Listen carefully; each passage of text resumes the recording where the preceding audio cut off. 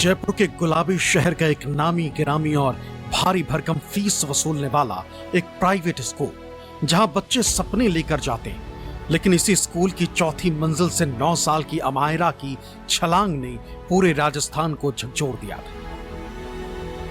अब 8 महीने बाद पुलिस ने अदालत में चार्जशीट दाखिल की। स्कूल मालिक सौरभ मोदी, प्रिंसिपल, शिक्षिका पुनीता शर्मा और सफाई कर्मी रामू को आरोपी बनाया गया। आरोप है कि लापरवाही, सबूत मिटाने और जुवेनाइल जस्टिस एक्ट के प्रावधानों के उल्लंघन के आरोप हैं लापरवाही, सबूत मिटाने और जुवेनाइल जस्टिस एक्ट के प्रावधानों के उल्लंघन के। लेकिन चार्जशीट आते ही एक नया विवाद खड़ा हो गया। अमायरा के माता पिता का कहना है कि पुलिस ने मामले का सबसे अहम हिस्सा ही छोड़ दिया। उनका आरोप है कि बच्ची को जिस मानसिक प्रताड़ना ने मौत तक पहुंचाया, उससे जुड़े लोगों पर आत्महत्या के लिए उकसाने जैसे गंभीर आरोप नहीं लगाए गए। परिवार का कहना है कि अगर जरूरत पड़ी तो वो हाईकोर्ट का दरवाजा खटखटाएंगे। जब वो क्लासरूम में जाकर के वापस बैठी तब उस समय ये घटना घटी थी और बुलिंग की शिकायत आई थी। जिस प्रकार से पुलिस की खामियां रही, उसमें जैसे स्कूल संचालक के ऊपर भी एक है, सौरभ जो मोदी है, जो स्कूल के संचालक है, उसको उसमें दोषी नहीं ठहरा रखा है।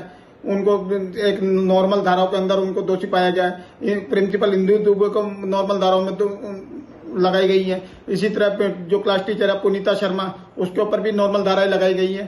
सफाई कर्मचारी है रामू, जो जिसने वहां पे जो सबूत नष्ट किए थे, उसके ऊपर धाराएं लगाई गई है। तो इस तरह के कई सवाल है जो हम लोगों ने उठाए हैं और हम उम्मीद करते हैं कि राजस्थान हाईकोर्ट के अंदर हमारी बात सुनी जाएगी और उसी के आधार पर फैसला होगा। मामला गत 1 नवंबर 2025 का है। जयपुर के चर्चित नीरजा मोदी स्कूल में चौथी कक्षा की छात्रा अमायरा चौथी मंजिल से गिर गई। इलाज के दौरान उसकी मौत हो गई। स्कूल प्रशासन ने फर्श पर लगे खून के धब्बे मिटा दिए। शिक्षा विभाग के अधिकारियों को भी करीब 2 घंटे तक अंदर नहीं आने दिया। जांच के दौरान सामने आए सीसीटीवी फुटेज और अन्य तथ्यों ने कई गंभीर सवाल खड़े किए। आरोप लगे कि सहपाठियों की लगातार छींटाकशी और कक्षा में शिक्षिका के व्यवहार ने बच्ची पर मानसिक दबाव बनाया। मामला इतना गंभीर हुआ कि स्कूल की 10वीं और 12वीं की सीबीएसई मान्यता 2 साल के लिए रद्द कर दी गई। लेकिन सवाल आज भी वहीं खड़ा है। अगर मामला इतना गंभीर था तो 8 महीने बाद भी किसी आरोपी की गिरफ्तारी क्यों नहीं हुई? क्या सिर्फ चार्जशीट दाखिल कर देना ही न्याय की दिशा में पर्याप्त कदम है?